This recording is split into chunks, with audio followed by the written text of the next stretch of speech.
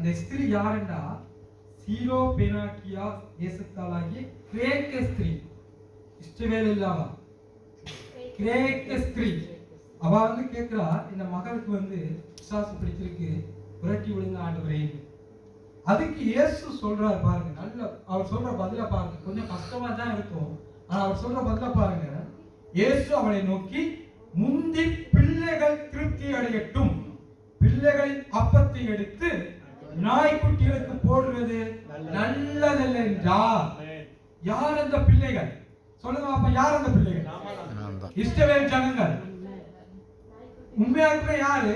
இயேசு கிறிஸ்து அவர்களுக்கு தான் ரட்சிப்பை கொடுக்க வந்தார். அவர்களுக்கு தான் முதலாக பரலோக ராஜ்யம் சமீபமாக இருக்கிறது என்று சொல்லப்பட்டது.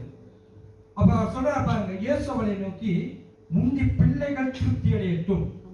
உதாரணத்துக்கு நம்முடைய குடும்பம் இருக்குன்னு வைங்களேன். நாம என்ன செய்வோம்? முதலாவது 3 பிள்ளைகள் அம்மா அப்பா இருக்கிறாங்கன்னு வச்சுக்கொள்ளுங்க. நாம என்ன செய்வோம்? முதலாவது நம்மளோட பிள்ளைகளுக்கு எடுத்து வச்சுட்டு தான் அடுத்த ஆளுக்கு நாய்க்குட்டி போடுறதுக்கு எடுப்போம். இல்லாட்டி முதலாவது நாய்க்குட்டிக்கு போட்டுட்டு பிள்ளைகளுக்கு கொடுப்போமா? இல்ல, நம்மளோட பிள்ளைகளுக்கு கொடுத்து மிஞ்சினதான் நாய்க்குட்டி கொண்டு போய் போடுவோம். அதைத்தான் இருந்தாலும் கொண்டு போய் போடுவோம், இல்லாட்டி போட மாட்டோம். பாருங்க, இயேசு சொல்றாரு பதில பாருங்க.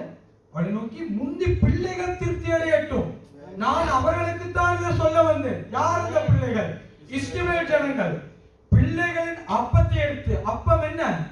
வார்த்தையை எடுத்து நாய்க்குட்டிகளுக்கு போடுறது நல்ல என்றார்.